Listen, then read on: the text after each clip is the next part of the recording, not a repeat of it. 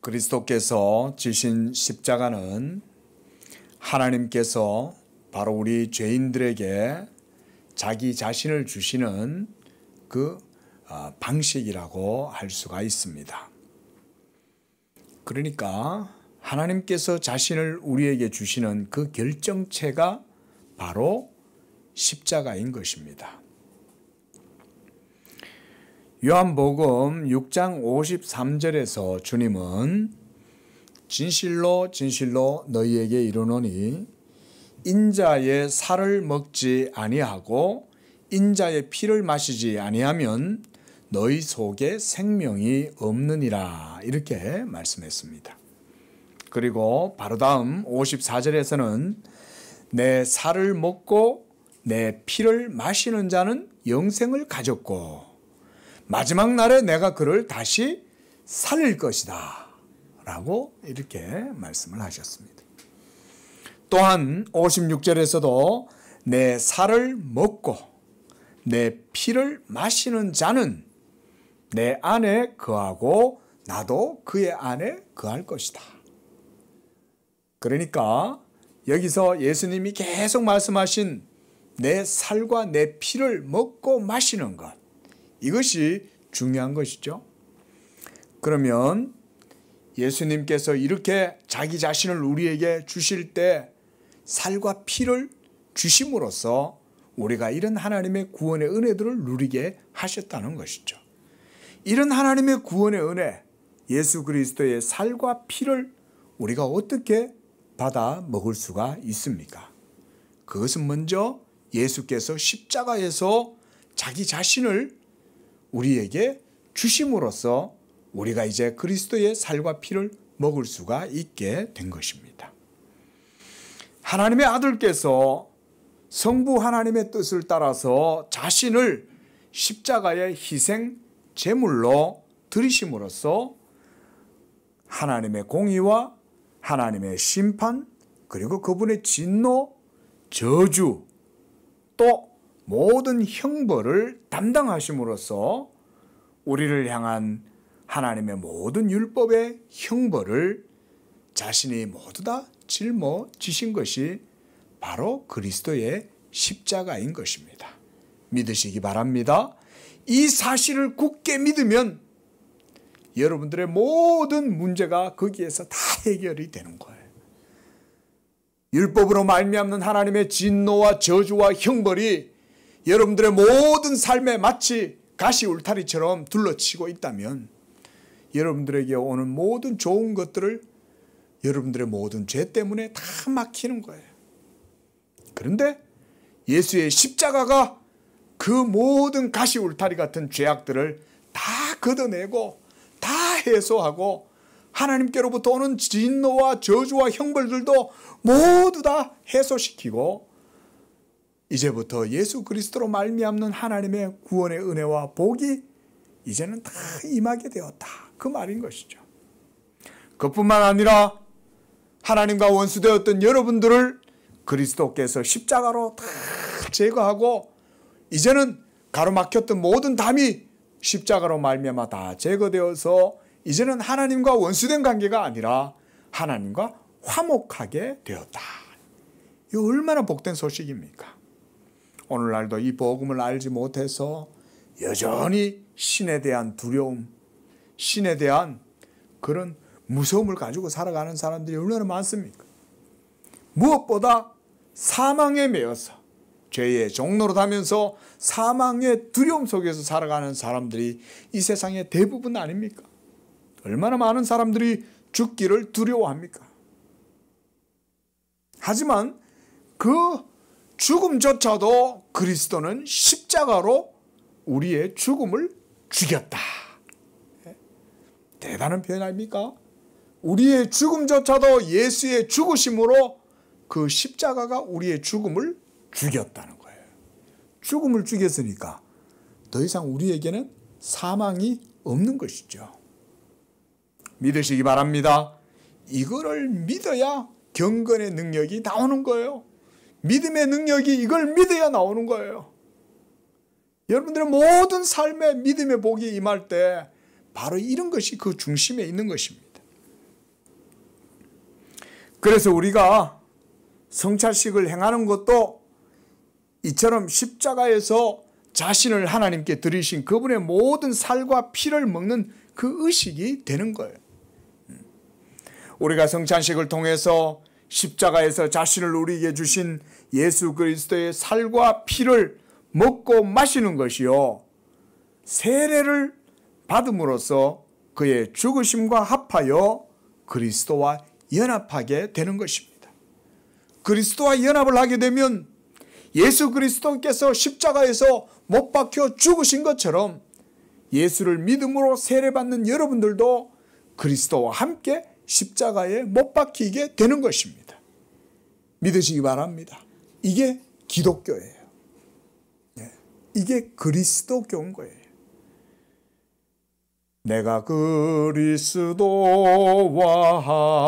함께 십자가에 못 박혔나니, 그런즉 이제는 내가 사는 것이 아니요 오직 내 안에 부활하신 예수께서 사시는 것이다. 할렐루야. 이것이 바로 우리의 믿음인 것입니다. 여기 계신 우리 모든 성도님들이 다 예수를 믿음으로 세례를 받았을 때 이미 여러분들은 그 세례와 함께 그리스도와 연합되었기 때문에 십자가에 못 박혀 죽으신 그리스도와 여러분들의 이전 자아는, 나의 옛 모습, 거듭나지 못했던 옛 자아와 본성은 그리스도와 함께 십자가에 못 박힌 것입니다. 믿으시기 바랍니다. 이걸 믿는 게 중요한 거예요. 이걸 믿을 때에 이제는 우리는 그리스도와 함께 십자가에 나의 옛사람은 못 박히고 그리스도께서 거기에서 부활하심으로 우리는 이제 그리스도와 함께 또한 새 생명으로 부활하게 되는 것입니다. 이게 바로 그리스도와의 성도와의 연합의 교리예요. 얼마나 여러분 기독교는요 대단합니까? 그렇죠? 여러분, 이게 철학 속에 이런 게 있습니까? 하나님의 아들이 이 세상에 와서 죽었다. 제우스와 그리고 헤라클레스와 이런 얘기가 아니죠. 예?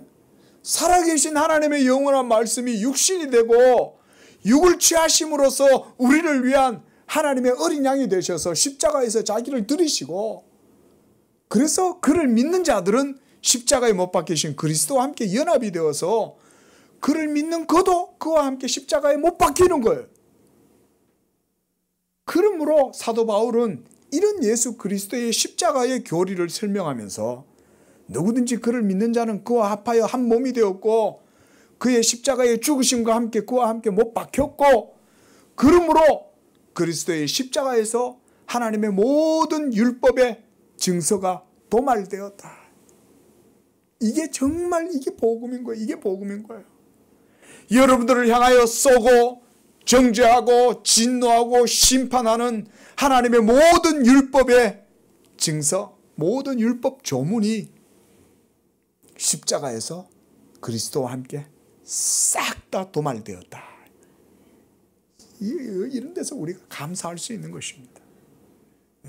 이걸 믿으시기 바랍니다. 이걸 믿는 거예요. 이걸 믿을 때 바로 거기에 여러분들의 구원이 성립이 되는 것입니다. 하나님이 이렇게 우리를 위하여 의를 이루실 때는 그저 입으로만 하시지 않았어요. 자기 자신이 친히 이 세상에 오신 거예요. 그래서 육신을 입으시고 우리와 같은 모습이 되시고, 그래서 하나님의 공의의 율법을 다 친히 행하시는 거예요. 여러분, 이런 게 전부 다 신학이에요. 그래 따지고 이런 게 다, 여러분, 이런 게 정말 이게 황금과 같은 교리들인 거예요. 황금의 교리들인 거예요. 그렇지 않으면 예수가 없이 우리가 마지막 날 어떻게 되겠어요? 마지막 날 우리는 모두가 다 하나님의 영원한 공의의 진노와 형벌 아래 사망의 형벌을 당할 뿐 아니라 이제는 둘째 사망에 또한 빠지는 거죠. 지금 이 세상에 예수 믿지 않는 자연적 본성에서 태어난 모든 사람들은 영적으로 이미 사망의 상태에 있어요. 이것도 믿으시기 바랍니다. 이걸 우리가 전적 타락의 교리라고 그러잖아요. 전적 부패의 교리라고 그러잖아요. 그들은 살아있는 것 같지만 영적으로는 다 죽어있는 거예요. 우리가 꽃을 화훼단지에서 전부 다 잘려져 있는 것을 가져와서 이 화분에다 꽂아 놓잖아요. 지금 당장은 이뻐 보이죠. 심지어 막 꽃망울도 터져요. 하지만 어떻습니까? 일정 기간 지나면은 사멸하는 거죠. 우리 인생들도 다 그와 같은 거예요. 비록 하나님의 형상으로 지음받아서 인간의 몸 자체가 아주 탁월하고 뛰어나지만 엄청 존귀하죠. 그리고 도덕적이죠. 그러니까 뛰어난 것 같아도 우리는 영원히 살지 못하잖아요. 잘 살아야 100세죠. 요새는 뭐 100세 시대니까 뭐 보니까 100세 넘는 분들도 이제 종종 보이시기도 하더라고요. 그래도 100살 이상 못 살죠. 그게 우리 인생들 아니에요. 그러나 이제는 그 죽음 이후에는 또한 둘째 사망이 있는 거예요. 그것은 우리의 육체가 죽음 이후에 하나님의 영원한 공의와 하나님의 실체를 직접적으로 맞대하는 그런 상태로 들어가는 거예요. 뭐 우리나라에도 보면 뭐 사후 세계를 다루는 그런 영화 있잖아요. 무슨 보니까 무슨 영화 그런 게 있더라고요. 지옥에 가면 어떻게 된다. 이러면 그런 거는요, 인간의 상상입니다. 그게 아닙니다. 우리는 죽으면요, 직접적으로 우리의 영혼 자체가 하나님의 본질, 신적 본체와 실체에 우리가 눈이 열리면 보게 됩니다.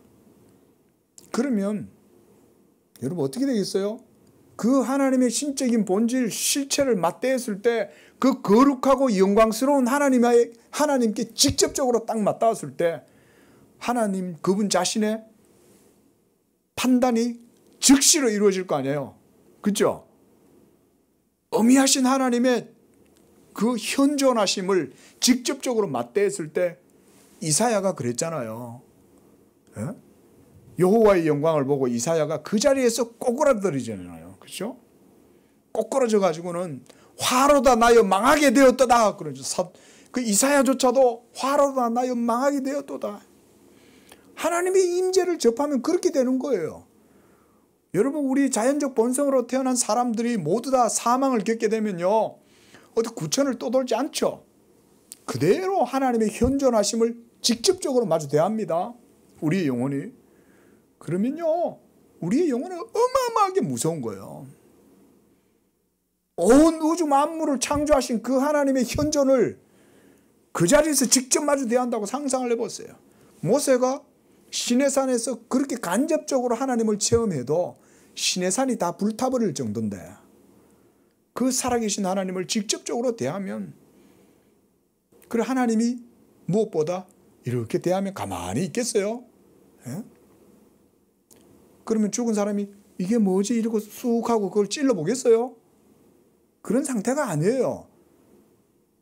죽으면 죽음 그 자체로 그 영혼은요, 하나님의 공의의 현존 앞에 그대로 있지 못합니다.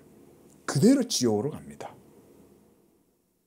하지만 그리스도 예수의 중보의 은혜가 있는 사람들은 모세의 가시떨기 나무가 불이 임해도 타지 않았던 것처럼, 모세가 시내산에서 여호와의 임재의 불 가운데에서 소멸되지 않았던 것처럼, 여호와의 은총과 자비를 입은 하나님의 사람들은 여호와의 현존 앞에서 소멸되거나 심판과 정죄를 당하지 않는 거예요. 우리는 도리어 그 하나님의 어미가 눈앞에 펼쳐져도 두려움 없이 예수의 피를 힘입어서 하나님의 보좌 앞으로 도리어 나아가게 된다. 그리고 그 과정에서 우리가 나아가는 게 아니에요. 천사들이, 하나님 앞에서 천사들이 여러분들을 영접하는 거예요. 그래서 여러분들을 하나님의 지극한 보좌, 거룩하고 아름다운 그 시온의 찬란한 빛 가운데로 우리를요 그대로 이끌고 들어갑니다. 이게 여러분 사후 세계에 직접적이고 실제적으로 일어나는 일입니다. 뭐 죽으면 여러분들 뭐 어디 멍하게 어디 또 놀다가 뭐 내가 다니던 직장에도 와보고 집에도 가보고 이런 거 아니에요. 전부 다 그건 사람의 상상이에요. 그러나 여러분 오늘 십자가가 왜 그렇게 중요하냐? 바로 이 십자가에서 우리를 향한 모든 율법의 저주, 진노, 심판, 형벌, 죄책이 예수 십자가로 싹 제거되었다. 얼마 예수님이 이것 때문에 성육신 하신 거예요. 그러니까 십자가는 하나님이 우리의 생명과 의를 위해서 자신을 주신 결정체다. 결정체다, 십자가가.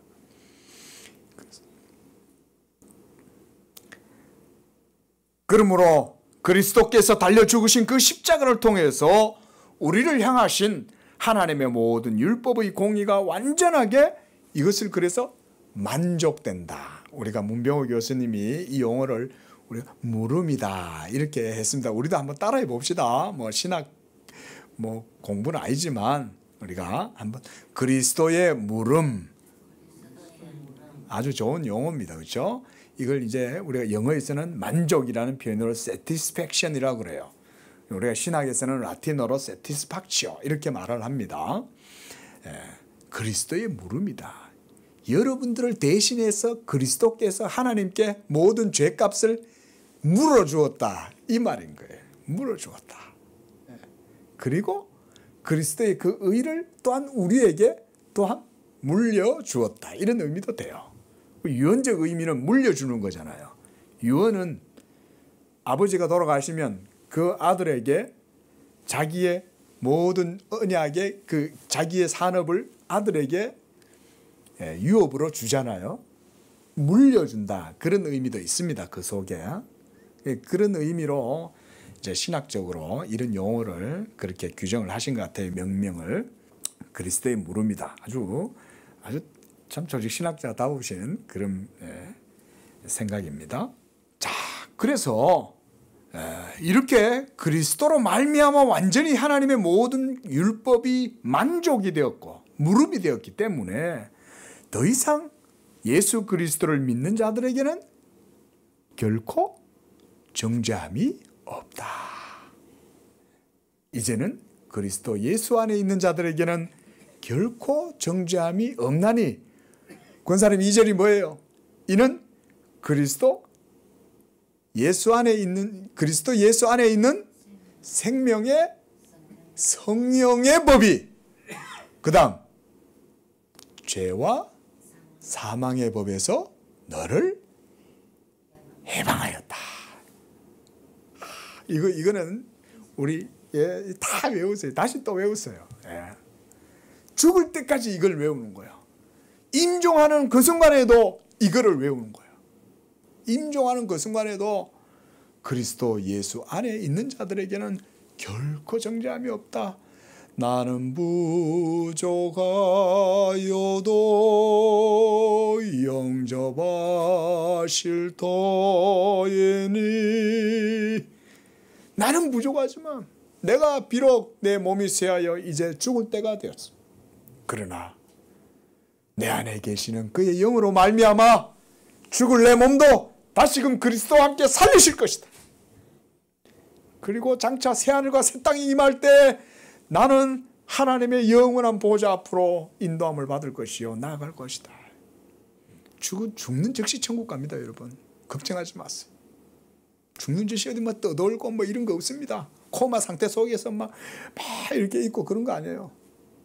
딱 육체에서 영혼이 딱 떠나면 그 자체로 여러분들의 영혼, 여러분들의 존재 그 자체를 하나님의 영인 천사들이 다 와가지고 붙들고 하나님의 거룩하고 영광스러운 보좌 앞으로 탁 저 맑고 도완한 시온성 향하여 가네. 그 찬란한 빛 가운데로 하나님이 우리를 인도하신다.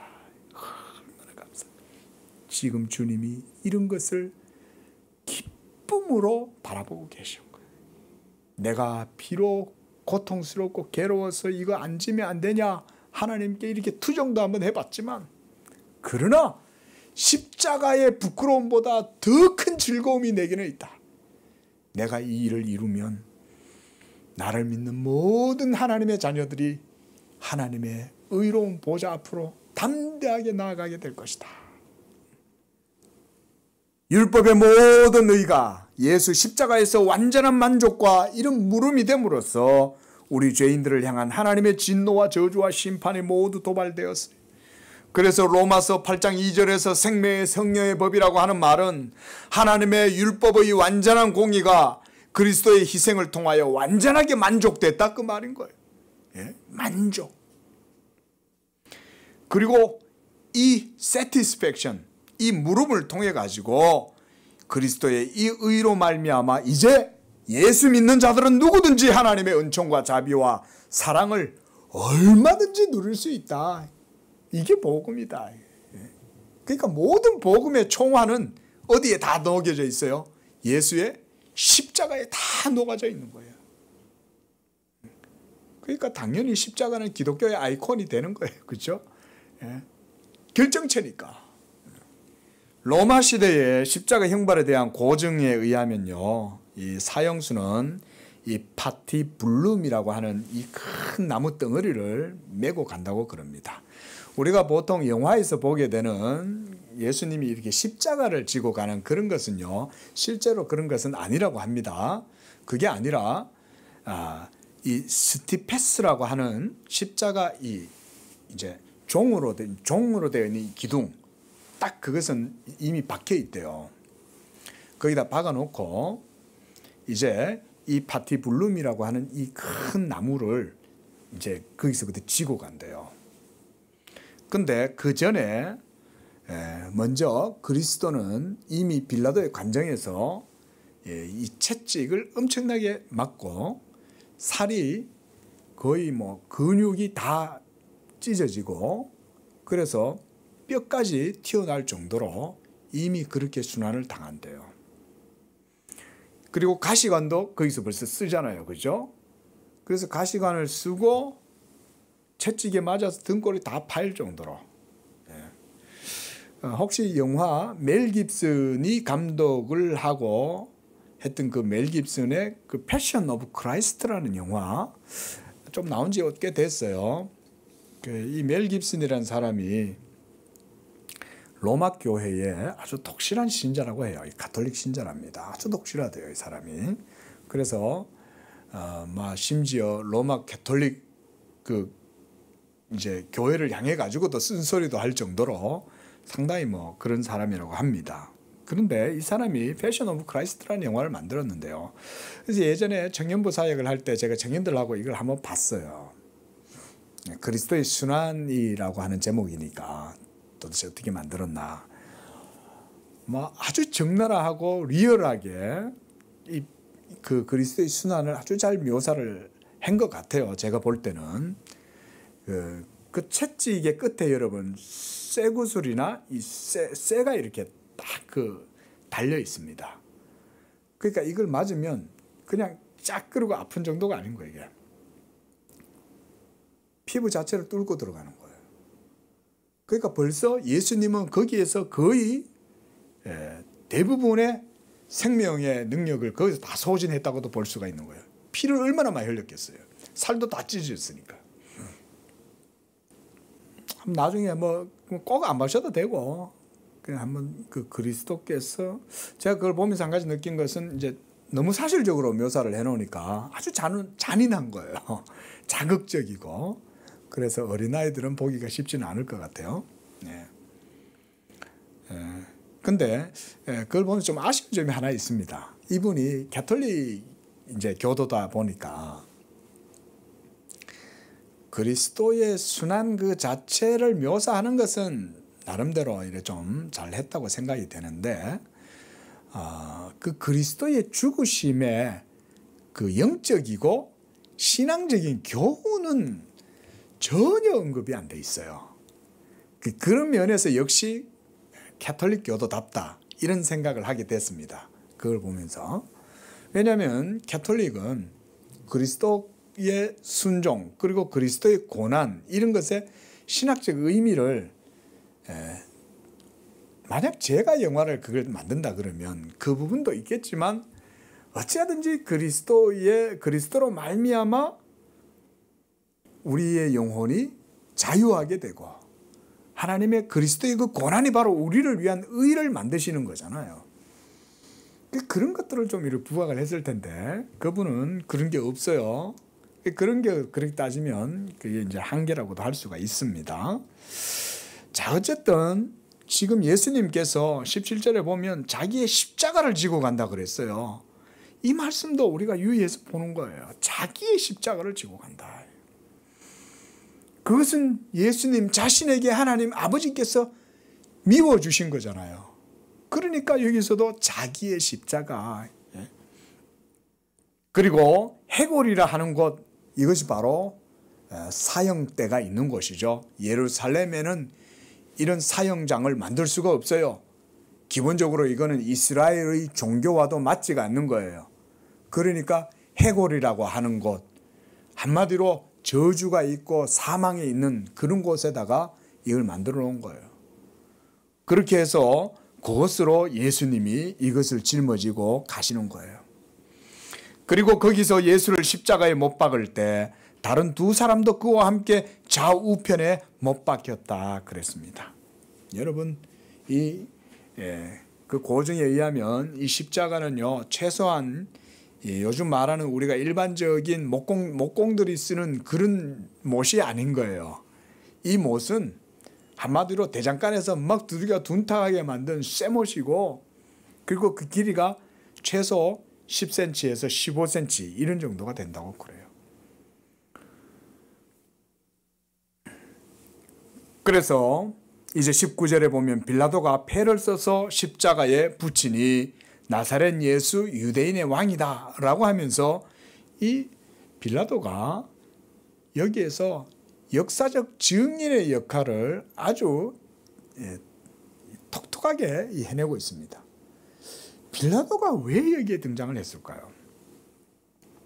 유대인들은 십자가형이 없죠. 유대인들이 사람을, 죄인을 죽일 때는 밖으로 끌고 나가서 죽일 때 증인들이 돌을 칩니다. 증인들이 돌을 쳐야 되는 거예요. 아무나 돌을 치는 게 아니라 증인들이 증인을 하고 증언을 하는 거예요.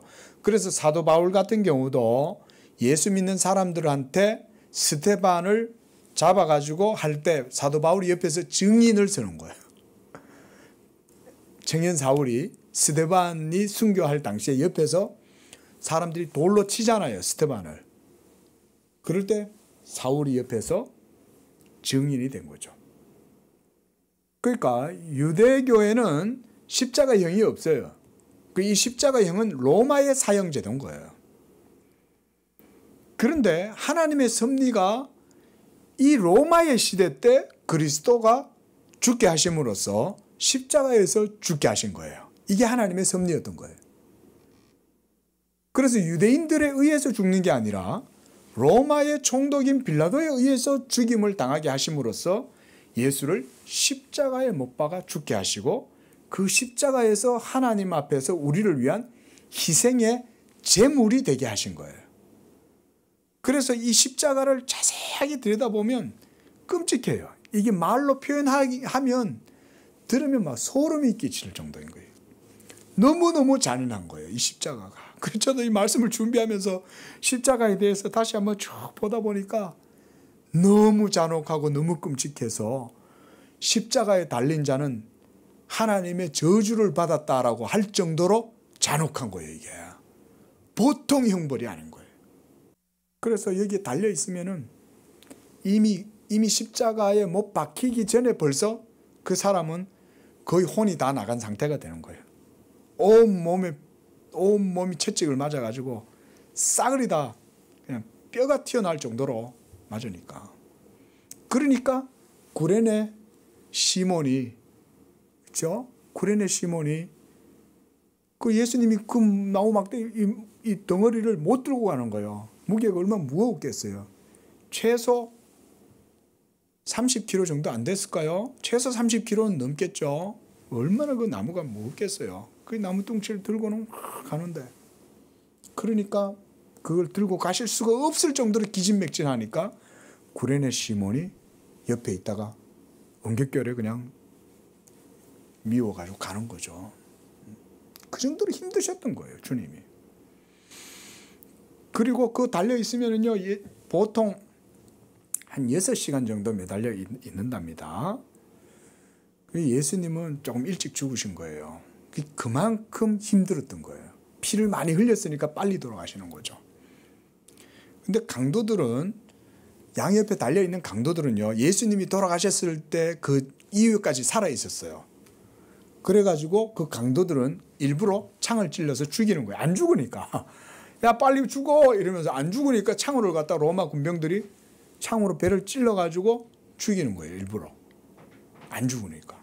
근데 예수님은 이미 돌아가신 거죠.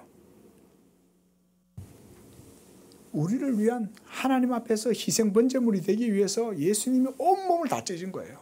희생 제물을 어떻게 하면, 우리가 구약의 레위기서를 보면 하나님의 번제단 앞에다가 이 희생 제물을 번제 제물로 드릴 때 보면은 막 이렇게 전부 다 발라내잖아요. 그렇죠? 그게 모두 다 예수님의 몸을 보여주는 거거든요. 십자가에서 그렇게 우리를 위하여 들으신 거라고요. 이 빌라도가 바로 그 역사의 주역이 된 거예요. 하나님이 온 인류를 위한 구속주를 십자가에 매달 때 로마의 시대에 빌라도를 역사적 인물로 택하시고 섭리 가운데 그를 세웠어요. 그리고 빌라도는 이 모든 공판 과정의 증인이에요. 그리스도가 죄가 없다는 걸 알죠. 죄가 없음에도 예수님은 로마의 입장에서 봤을 때 정치적 희생물이 된 거죠. 왜냐, 안 해줬다가는 밀란이 일어나니까, 정치적인 소요가 일어나니까. 빌라도가 어찌할 수 없이 이 예수를 십자가에 못 박아 죽게 한 거죠. 그리고 계속 사도신경에서 빌라도에 의해서 십자가에 못 박혀 죽으셨다. 그게 빌라도가 역사적 증인이라는 거예요. 하나님의 섭리가 그 속에도 있는 거예요. 그리고 이 빌라도는요, 20절에 보면 그 위에 패를 갖다가 다 붙입니다. 제가 우리가 이 시각 자료를 좀 볼 수 있는 그런 미디어가 있으면 제가 좀 보여드릴 수 있는데, 그 위에 히브리 말로 먼저 적습니다. 그리고 그 밑에 로마 라틴어로 적고, 그리고 그 제일 밑에 또한 헬라 말로 적습니다. 거기에 뭐라고 적혀 있습니까? 나사렛, 예수, 유대인의 왕, 이렇게 적은 거예요. 그 유대인들이 이렇게 패를 적는 걸 보고는 유대인의 왕이라고 쓰지 말고 자칭 유대인의 왕이라고 적어주시오. 아이고, 기분 나빠요. 자칭 유대인의 왕이라고 적으시오. 그랬더니 빌라도가 뭐라 그래요? 내가 쓸 것을 썼다. 대단한 말 아닙니까? 하나님께서 이 빌라도를 이렇게 쓰시는 거예요. 내가 쓸 것을 썼다. 내가 볼 때 예수는 너희들의 왕이야. 그 말 아니에요? 유대인의 진정한 왕은 예수 그리스도십니다. 그리고 빌라도는 내가 쓸 것을 썼다고 함으로써 역사의 증인의 역할을 톡톡히 지금 하고 있는 것입니다. 군인들이 예수를 십자가에 못 박고 그 옷을 취하여 네 깃에 나눠 각각 한 깃씩 얻고 속옷도 취하니 이 속옷은 호지 아니하고 위에서부터 통으로 짠 것이라. 군인들이 서로 말하되 이것을 찢지 말고 누가 얻나 제비 뽑자. 우연하게 자기들끼리 희희낙낙하면서 죄 없는 예수가 죽는 것도 조금도 아랑곳하지 않으면서 그 예수의 속옷을 누가 가질 것인지 우리 한번 내기해 볼까? 이러고 있는 거예요, 지금. 이게 바로 당시의 영적인 상태고 분위기가 이랬다는 걸 보여주는 거죠. 사람들에게 있어서 아무 죄도 없는 억울한 나사렛 예수의 죽음은 조금도 신경을 안 쓰는 거예요. 유대인들도 마찬가지고 로마인들도 마찬가지인 거예요. 그런데 이것조차 하나님은 다 알고 계셨던 거예요. 그래서 시편 22편 18절 말씀 우리 한번 찾아보겠습니다. 자, 18절에 뭐라고 나와요? 시작. 내 겉옷을 나누며 속옷을 제비 뽑나이다. 누가요? 악한 무리들이. 그 위에 보세요. 16절에 개들이 나를 애워쌌으며 악한 무리가 나를 둘러 내 수족을 찔렀나이다. 수족을 찔렀다는 거예요. 벌써 하나님은 다 아시는 거예요. 그래서 시편 기자를 통해서 성령의 감동을 받아가지고 장차 하나님의 아들 예수가 십자가에서 이와 같이 못 박힐 것에 대해서 벌써 알고 있었다. 14절 말씀에도 보세요. 시작. 나는 물같이 쏟아졌으며 내 모든 뼈는 어그러졌으며 내 마음은 밀랍 같아서 내 속에서 녹았으며, 또 15절. 내 힘이 말라 질그릇 조각 같고 내 혀가 입천장에 붙었나이다. 주께서 또 나를 죽음의 진토 속에 두셨나이다. 내 모든 뼈는 어그러졌다는 거예요. 여러분 십자가에 달리잖아요. 그럼 그냥 달려가지고 죽는 게 아니에요. 힘들고 아프니까 온몸이 밑으로 쭉 처지잖아요. 그러면 여기 있는 모든 근육이 그리고 모든 관절이 다 이완이 돼요. 계속 달려 있으니까. 죽지 못해서 그냥 달려 있는 거예요. 그러니까 그 그리스도의 고난을 시편 기자는 성령의 감동을 통해서 다 경험을 하는 거예요. 내 모든 뼈는 어그러졌고, 그러니 그 사람의 영혼은 어떻게 되겠어요? 밀랍같이 녹는 거예요. 그리고 내 혀가 입천장에 붙은 거예요. 더 이상 이제 진도 안 나오는 거지. 죽지 못해서 이제 죽을 시간만 기다리고 있는 그런 상태가 된 거죠. 지금 예수님이 그런 상황 속에서 이와 같이 지금 모든 것들이 하나님의 말씀을 이루려고 지금 그렇게 하고 계신다. 그래서 이는 성경에 그들이 내 옷을 나누고 내 옷을 제비 뽑나이다 한 것을 응하게 하려고 이렇게 한다.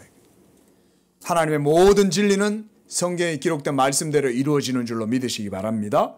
구약 성경뿐 아니라 신약도 마찬가지인 거예요. 요한계시록에서 기록된 모든 것도 장차 다 이루어지게 될 거예요. 그 이루어지는 방식이 시공간 역사 속에 어떻게 이루어질 것인지 우리는 그거를 분석해내고 판단하기는 어려워요. 쉽진 않아요. 그건 신학자들의 몫이긴 해요. 하지만 반드시 요한계시록에 기록되어진 모든 그 계시대로 반드시 다 이루어집니다. 이 모든 세계는 하나님의 말씀대로 다 이루어집니다. 예수님도 성경의 모든 기록된 내용을 응하게 하려고, 이루시려고, 성취하시려고 이 모든 일들을 지금 하고 있다. 자, 이런 것은 나중에 우리가 좀 더 깊이 있는 이런 주제를 가지고 좀 말씀을 봤으면 좋겠어요. 자, 이럴 때에 그 십자가 주변에 다 있는 사람이 누구냐면 모든 제자들은 다 주랭랑을 치고 사라지고 없어요. 지금 그 십자가 주변에 누가 있습니까? 25절 보니까 십자가 곁에는 그의 어머니 마리아와 그의 이모와 글로바의 아내 마리아와 막달라 마리아가 서 있는지라. 그리고 유일하게 제자들 중에 누구만 있어요? 26절에 예수께서 자기의 어머니와 사랑하시는 제자가 곁에 서 있는 것을 보시고 그랬어요. 사랑하시는 이 제자가 바로 사도 요한을 얘기하는 겁니다. 그리고 자기 어머니께 말씀합니다. 여자여, 이렇게 말씀해요. 보소서 아들이니이다. 아들이니이다 라고 얘기할 때 이 아들은 누구를 얘기하냐면 요한을 얘기하는 거예요. 어머니, 옆에 있는 나의 제자 요한은 이제 당신의 아들입니다. 더 이상 나를 의지할 생각하지 말고 이제는 요한을 의지해서 남은 여생 사십시오. 여러분, 여기서 우리가 봐야 될 게 있어요. 자기 어머니께 말씀했다는 거예요.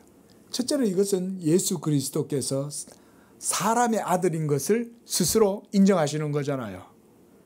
그렇죠? 인자죠. Son of Man이잖아요. 하나님, 사람의 아들이잖아요. 예수님은. 그 성육신 하셨다는 것을 여기서 분명히 알 수가 있어요. 동시에 예수님은 자기의 어머니 마리아를 끝까지 관심을 쓰는 거예요. 지금 완전히 뼈가 다 으그러지고 입이 천장이 붓고 혼은 녹아가지고 자기 어머니 신경 쓸 틈이 어디 있어요. 죽을 때가 됐는데. 그런데 그 와중에도 아들로서 하나님의 그 계명을 철저히 순종하고 행하시는 것을 볼 수가 있어요. 자기 한 몸 돌보기도 지금 어려운 마당인데 죽으실 때가 돼도 자기 어머니를 돌보고 있다는 이런 사실도 우리가 놓쳐서는 안 됩니다. 우리를 위한 모범이 되시기도 하시지만 무엇보다 하나님의 네 부모를 공경하라는 그 계명의 말씀을 끝까지 지키고 행하시는 거예요. 그러면서 이제 이 육신의 어머니 마리아를 요한에게 부탁합니다. 27절 말씀. 또 제자에게 이르시되 보라 너의 어머니라. 마리아한테는 요한을 향해서 당신의 아들입니다 라고 말하고, 요한에게는 이제는 너의 어머니다. 네가 모시고 살아라 그 말이죠. 그래서요, 이 요한이 당시로서는 오늘날로 말해도 장수라고 할 수 있는 거의 한 95세까지 살았다라고 기록이 되어져 있습니다. 최장수죠. 엄청 오래 사는 거죠. 당시로는. 제가 어릴 적에만 해도 저희 할머니 환갑잔치 때 온 동네 할아버지들 뿔테 안경 개털 모자 쓰고 전부 다 지팡이 들고 오셔가지고 축하한다고 그랬어요. 제가 어릴 적에야. 저희 할머니 환갑에. 요새 누가 환갑잔치 합니까? 그렇죠? 근데 그 고대에 어떻게 했어요? 95세까지 살았으면 뭐 말 그대로 진짜 신선이라고 생각할 정도 아니겠어요? 저는 그걸 보면서요, 하나님께서 요한에게 특별한 은혜를 주셨다. 그 어머니를 돌봐야 되니까, 그렇죠?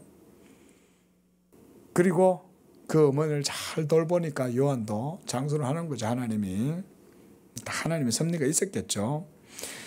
자, 그래서 이 사도 요한이 예수의 어머니 마리아를 모시고 살았던 곳이 바로 에베소의 코레소스라고 하는 산 지역에 있는 해발이 높은 지역에서 살았다고 합니다. 그래서 이 에베소 도시에서부터 한 10km 정도 떨어진 곳이라고 합니다. 그곳에서. 지금도 이제 성지 순례 뭐 이런 데를 가면 거기에 이 마리아의 집이란 곳이 있다고 해요. 복원이 된 거라고 그러는데 어쨌든 그런 유적은 정확하지는 않습니다. 그러나 고대의 교부들의 기록들이나 이런 걸 봤을 때 에베소에 거주했다는 것은 분명한 사실입니다. 그리고 사도 요한이 pat모섬에서 이제 유배를 가가지고 거기서 환상을 보고 요한계시록을 기록하지 않습니까? 그러고 나서 유배가 풀린 이후에 다시 에베소에 와가지고 그곳에서 사도 요한도 살다가 죽었다고 합니다. 예수님께서 28절에 그 후에 예수께서 모든 일이 이루어진 줄을 다 아시고, 이런 게 이제 중요한 거죠. 모든 일이 다 이루어진 거예요.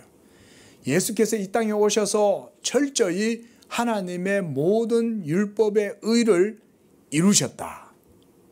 굉장히 중요한 거죠. 그 결정체가 이제 십자가죠. 그래서 우리는 그리스도의 순종을 그 십자가의 죽으심만 순종의 행위로 보지 않습니다. 그리스도의 십자가의 죽으심도 하나님의 뜻에 대한 순종이에요.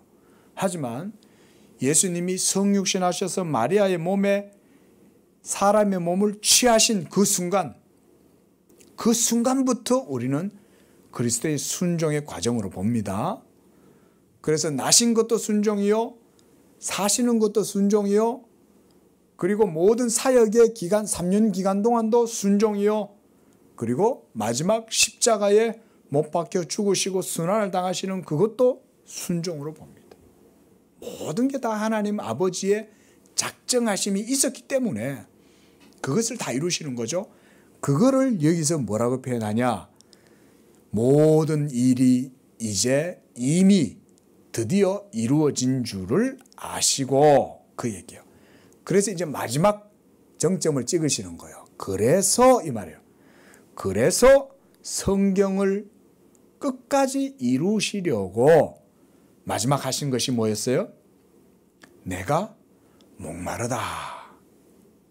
우리가 시편 69편 21절 다시 한번 더 찾아보십니다.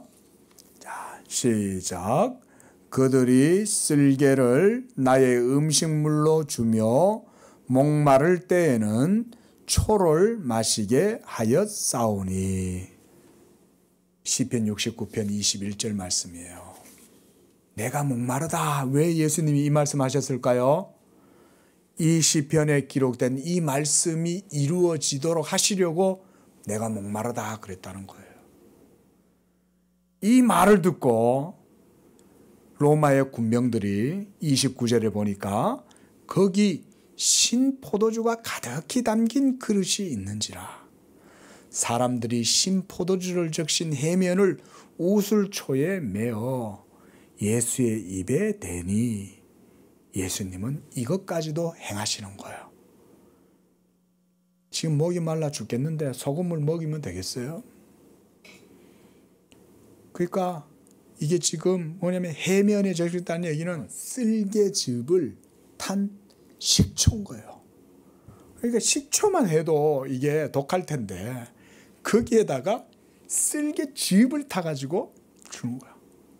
그러니까 이거는 그 십자가의 형벌을 당하는 사형수를 더 곤혹스럽게 만드는 거죠.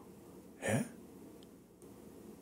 그러니까 예수님은 먹을 물을 원하신 게 아니라 하나님께서 이미 시편 기자를 통해서 예언하신 그 예언대로 모든 일들을 완벽하게 성취하고 이루어서 이것을 통해서 하나님의 말씀이 다 이루어졌다는 것을 증명하시려고 내가 목마르다라고 하신 거예요. 예수님은 벌써 다 아신 거죠. 거기에 뭐가 있는지. 그러니까 내가 목마르다. 그러면 이 사람들은 그 사형수를 골리려고 괴롭히려고 이제 쓸개에다가 신포도주 한마디로 그 식초를 타가지고 주는 거 아니에요. 그리고는 예수님이 그것을 입을 대시는 거예요. 먹으시고 마시시는 거예요. 얼마나 독하게 쓰겠어요. 삼킬 수가 없겠죠. 그래서 예수님이 30절에 신포도주를 받으신 후에 이르시되 다 이루었다 하시고 머리를 숙이니 영원히 떠나가셨다 그랬습니다. 자, 여러분 오늘 이제 이렇게 그리스도의 십자가의 죽으심까지 우리가 보는 거예요.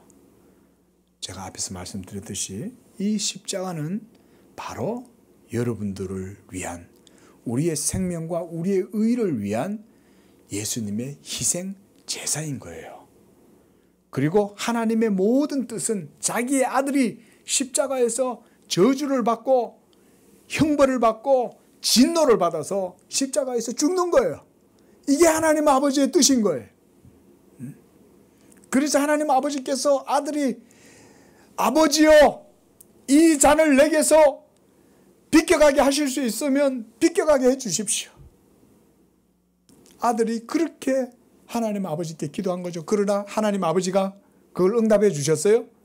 하나님 아버지께서 아들의 기도에 응답하지 않으신 거예요. 하나님 아버지께서 눈을 지금 감고 고개를 돌리신 거예요. 길을 막으신 거예요. 왜? 무엇 때문에?